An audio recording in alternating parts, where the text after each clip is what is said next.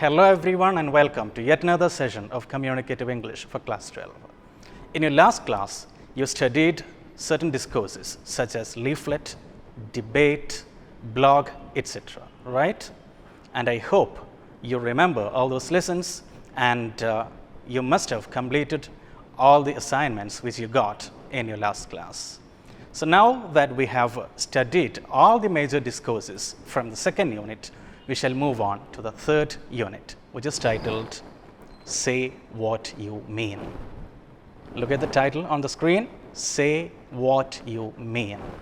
All right, so take a second to think about this title. What do you understand from this title? Well, let me ask you a question. Have you ever been in a situation where you intend to convey an idea and unfortunately your audience understands something else? You want to convey an idea and you express it in your own language. Unfortunately, your audience takes it in some other sense. Well, it happens at times, right? At least some of you might have been in such a situation. Why does it happen? Well, there can be a plethora of reasons. The reasons change from situation to situation, and undoubtedly, bad pronunciation or wrong pronunciation of a word is one of those reasons. Do you think so? Well, let's check an example. Look at the screen. You have a sentence there. What is the sentence? The police got some lead from the crime scene. The police got some lead from the crime scene. Yes? So what does it mean? The police, the team which is investigating a case, got some hints, got some clue regarding the person who has committed the crime from the crime scene. That is the meaning of the sentence, right? Now, what if somebody reads the sentence as the police got some lead from the crime scene? Look at that word, L-E-A-D. The word has got two pronunciations. It can be read as lead or it can also be read as lead. Yes? So, if someone reads this as the police got some lead from the crime scene, it means something. And when somebody reads it as the police got some lead from the crime scene, the meaning changes. In the second case, the sentence means that the police got some lead, metal, lead, the metal. Yes? So the police didn't get any clue, the police didn't get any hints from the crime scene, but they just got some lead, metal from the crime scene. Now, do you think that the pronunciation of just a word matters? Indeed, it does. The pronunciation, how you pronounce a word, is very important as far as the sense of the sentence is concerned. That is my point. So, in this unit, we are going to study about certain features such as pronunciation, stress, intonation, etc., which are called suprasegmental features in phonetics, and also how those features influence the sense of a discourse. That is what we are about to discuss in this session. Well, you are already familiar with the term phonetics, right? You studied phonetics symbols, the speech sounds, and the phonetic symbols in your plus one classes. Do you remember all those lessons? Well, let's have a quick review of your lessons, of your first one, of your plus one lessons, and we'll come back to our second year lessons. Well, for a beginning, here is an activity for you. Just get your pen and notebook ready, and what you're supposed to do is to write any 5 speech sounds which you know. You are already familiar with speech sounds and the symbols, the sound symbols, the phonetic symbols. You studied the phonetic alphabet in your plus one classes. So, here is the activity for you. Take a notebook and write any 5 speech sounds, the sound symbols in your notebook. And you have also to write a few words in which those sounds which you wrote in your notebook occur. Write 5 speech sounds and write 5 words in which those sounds occur. you have 1 minute to complete this task.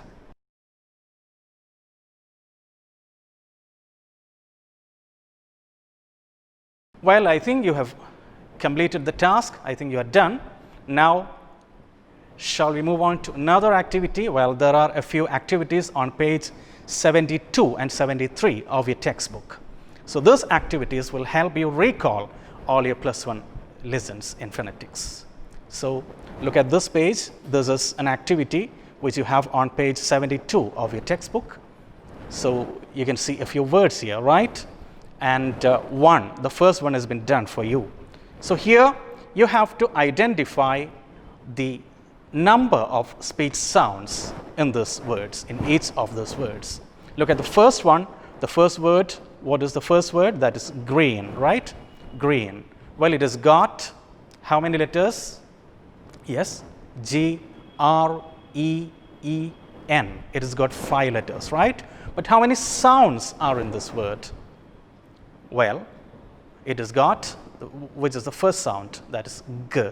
The sound G, R, E, and N. The word has got 4 letters. 4 sounds, right?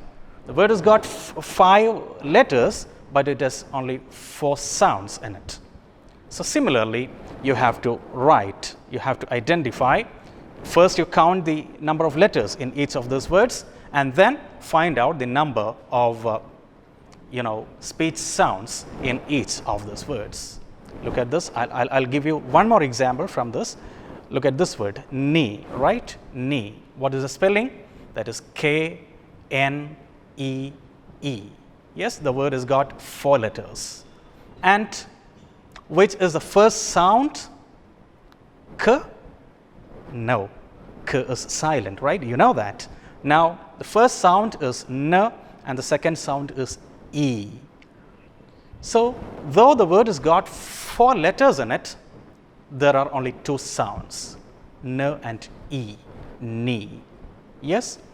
Similarly, you have to find out the number of speech sounds in each of those words. Well, you may do it now. You have 1 minute.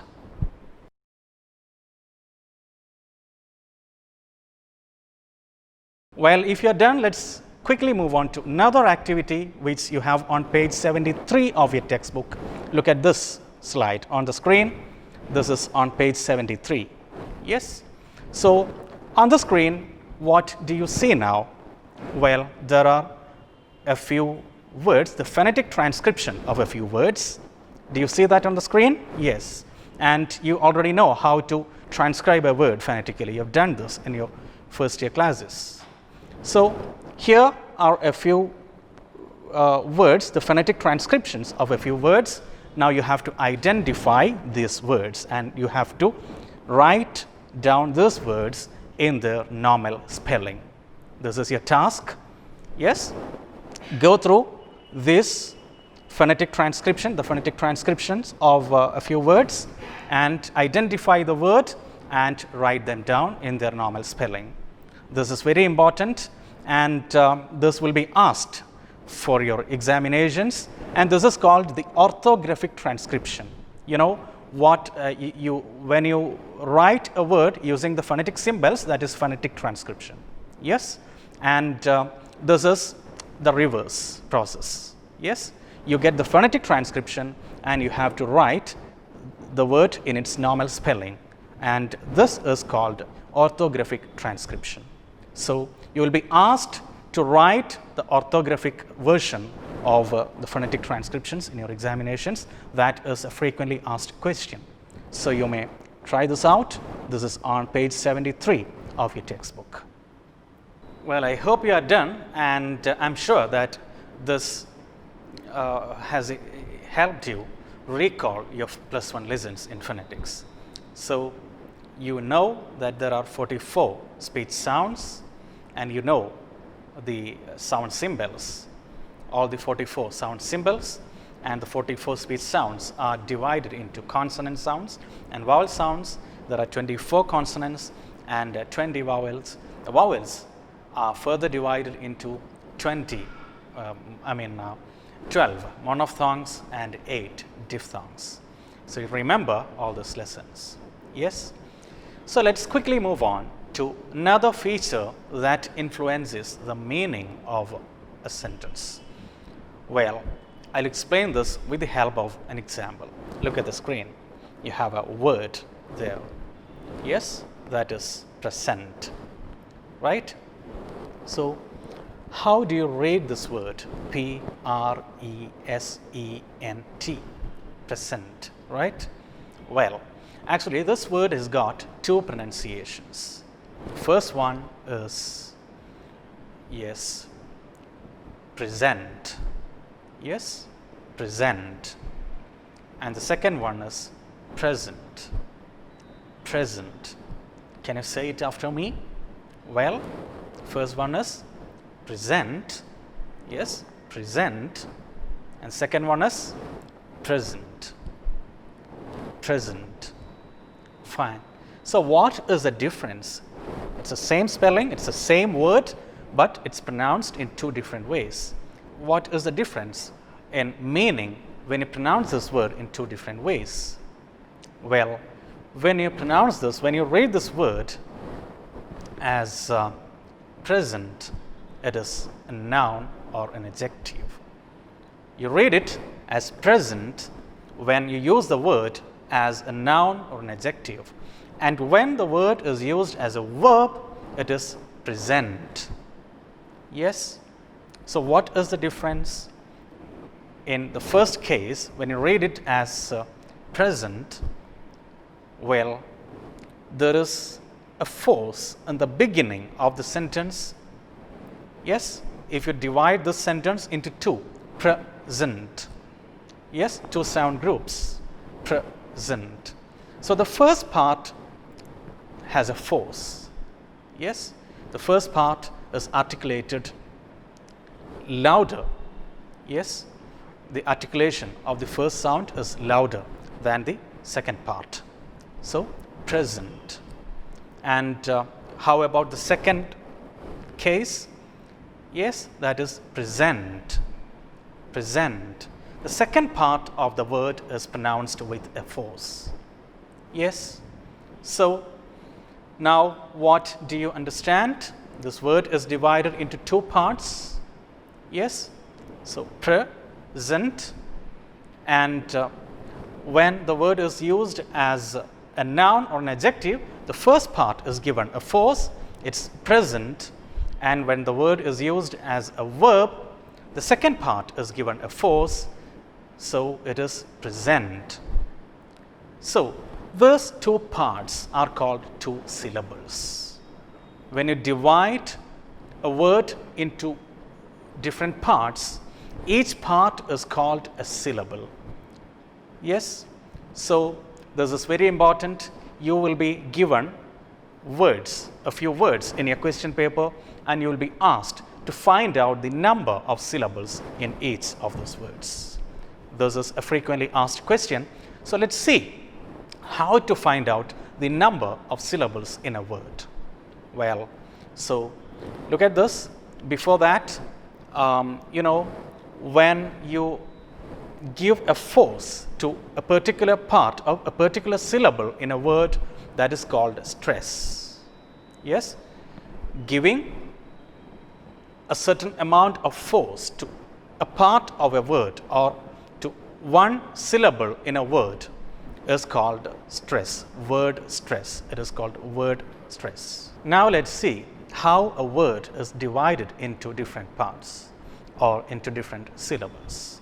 Well, let's take the same example. You have the word present on the screen. So as you already know, the word can be divided into two syllables, present. Yes. So the first syllable has three sounds, p, r, and e. And the second syllable has four sounds, z, a, n, t. Right? So there are two syllables, present. Now look at the first syllable. Which are the sounds in the first syllable? P, r, e. P is a consonant, r is a consonant, and e is a vowel. Now look at the second syllable. We have z, E, N, T, in which A is a vowel and all the other sounds are consonants. So, this is how you divide a word into syllables. In a syllable, there will be one vowel sound and only one vowel sound. There will not be more than one vowel sound in a syllable. So, there will be one vowel sound in a syllable and there can be a few consonants too. So, a syllable is a group of sounds in which there will be one and only one vowel sound which may or may not be preceded or followed by a few consonant sounds. Yes. So, let us look at a few more examples. Look at this. Here you have the word teacher. Yes. So, teacher, you have two parts, teacher. So, the first group, the first syllable is T, which is T and E. Yes. So, T, in which T is a consonant and E is a vowel. Whereas in the second syllable, you have Ch. So, Ch and in which is a vowel sound and Ch is a consonant sound. So, you have one vowel in each syllable. So, this is how you divide a word into syllables. So, you will be asked to find out the number of syllables in a word in your examination. So, how do you do that?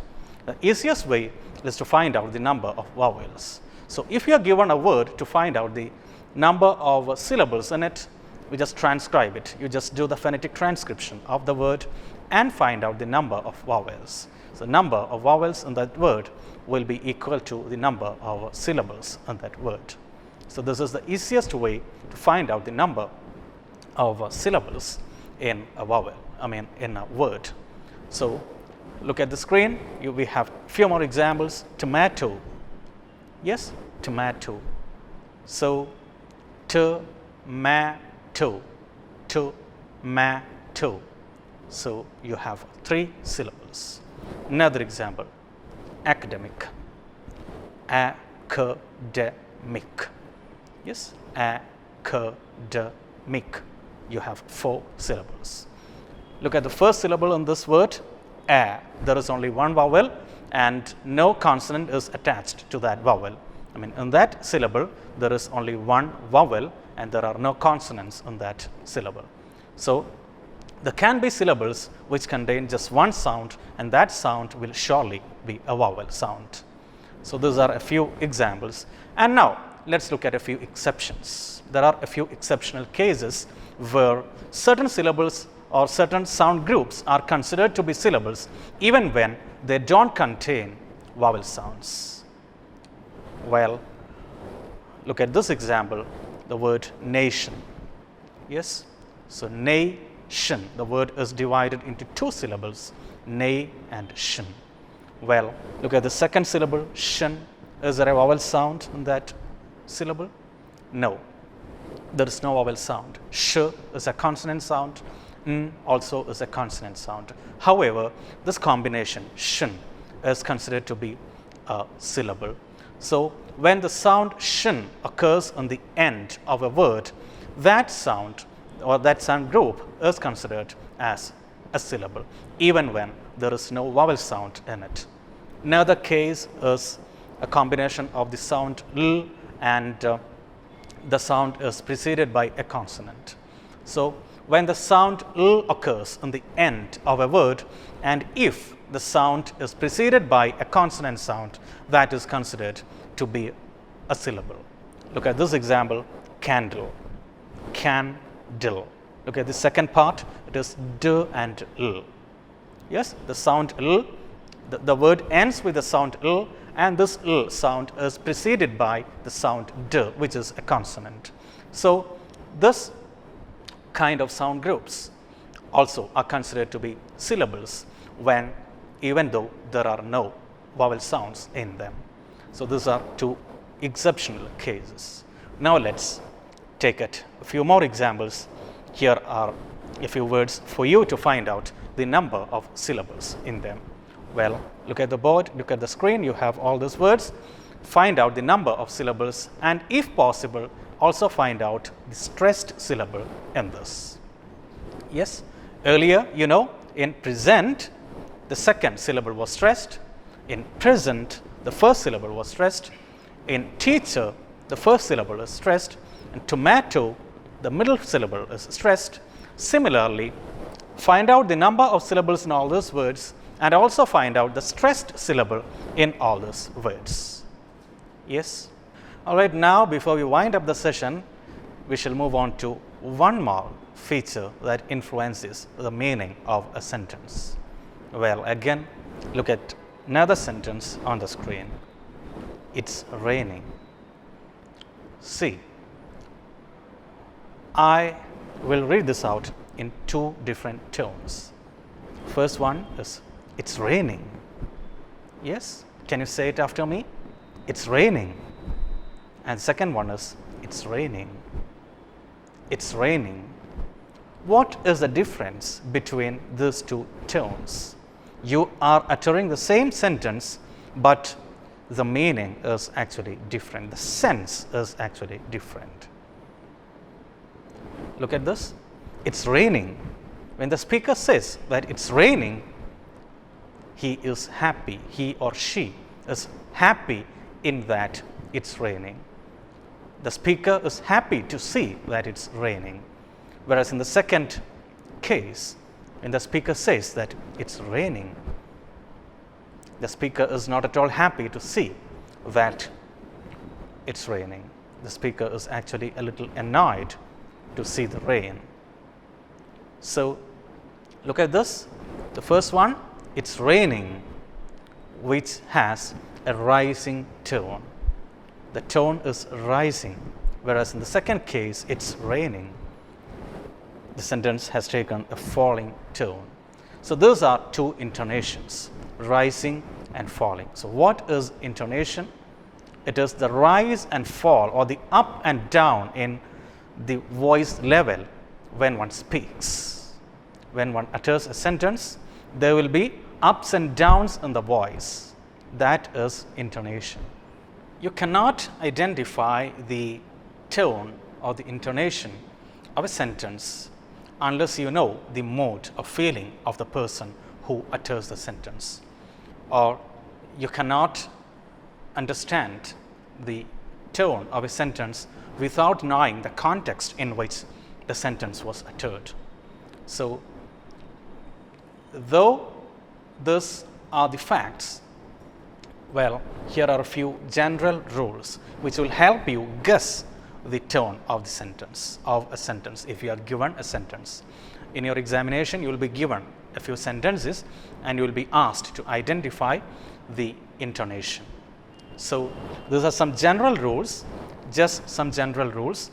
Well, look at these rules. So, generally, all those sentence types, WH questions, tag questions, statements, exclamatory sentences, etc., take a falling tone, whereas yes or no type questions, polite requests, and any sentence that is uttered warmly take a rising tone. So, these are just some general rules. As the fact is that you cannot actually guess the tone of a sentence without knowing the mood or feeling of the person who utters it, and or without knowing the context in which the sentence was uttered. However, these are some general rules which will help you identify the tone of the sentence if you are asked to identify the tone in your examination. I'll repeat. Look at this: WH questions, tag questions, exclamatory sentences or statements, etc., take a falling tone, whereas sentences like yes or no type questions or polite requests or any sentence that is uttered warmly take a rising tone. Hope the idea is clear. Now, here is a task for you before we wind up the session. These are a few sentences are on the screen. So, read the sentences and try to identify the tone of each of these sentences. Well, so today we discussed stress, syllable, and intonation. Hope these ideas are clear. There are a plethora of activities in your textbook. Go through all those activities and try to attempt, work out all those activities so that you will have a clearer idea of all those concepts. So let's call it a day. Have a nice day. Goodbye.